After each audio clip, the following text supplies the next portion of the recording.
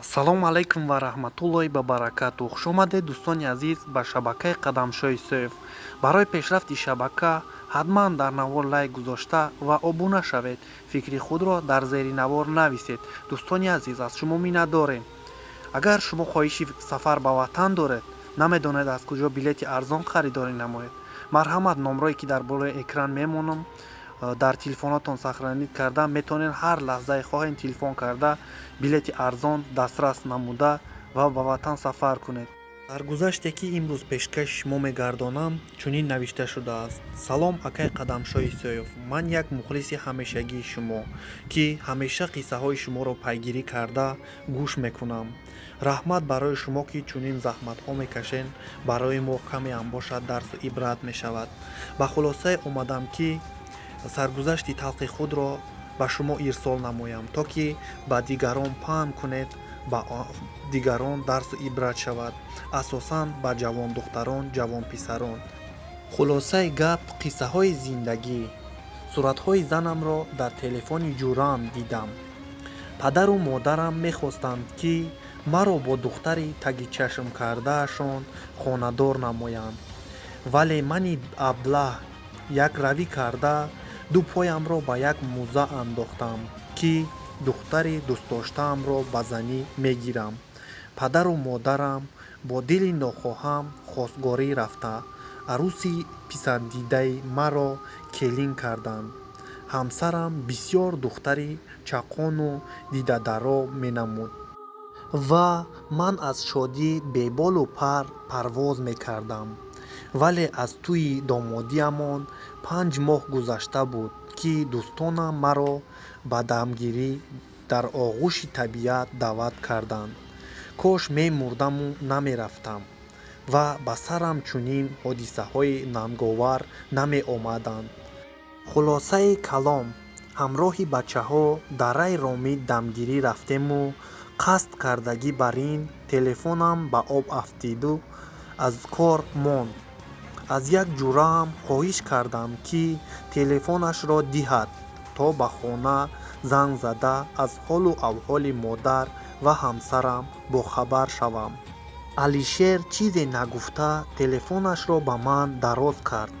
вақте ки рақамҳои ҳамсарамро чиндам, дар экран навиштаҷоте манзура пайдо шуд. фикр кардам ки шояд рақамҳоро хато чиндаам, вале 3 маротиба пай дар пай ҳам занг зада бошам ҳам танҳо ҳамин ном пайдо мешуду халос. ниҳоят аз он ҷониб гӯширо бардоштанд. садои ҳамсарамро шунида хун ба сарам зад, вале сир бой надода аҳволпурсӣ намудам ва телефонро хомӯш кардам.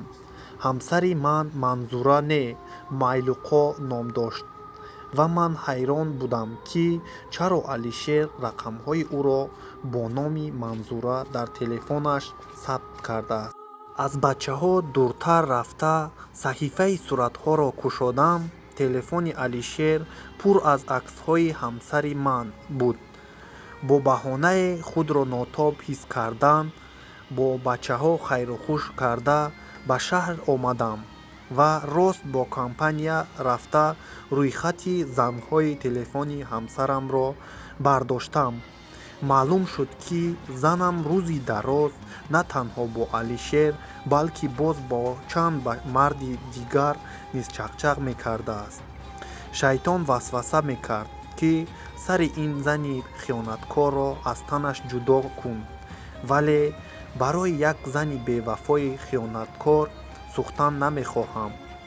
занамро бо кӯчу бандаш ба хонаи падару модараш бурда ва ҳамаашро як ба як нақл карда талоқашро додам.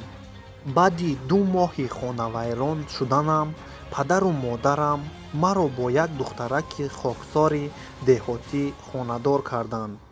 имрӯз соҳиби оилаи обод ва фарзандони дустрӯяк ҳастам, вале то ҳол хиёнати зани якумам фаромӯш карда наметавонам, чунки ман ӯро содиқона дӯст медоштам.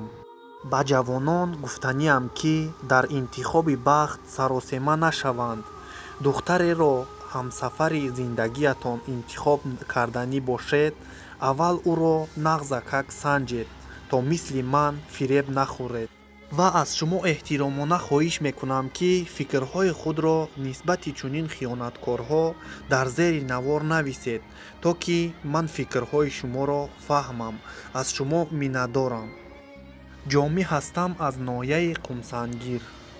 саломат бошед акаи ҷомӣ.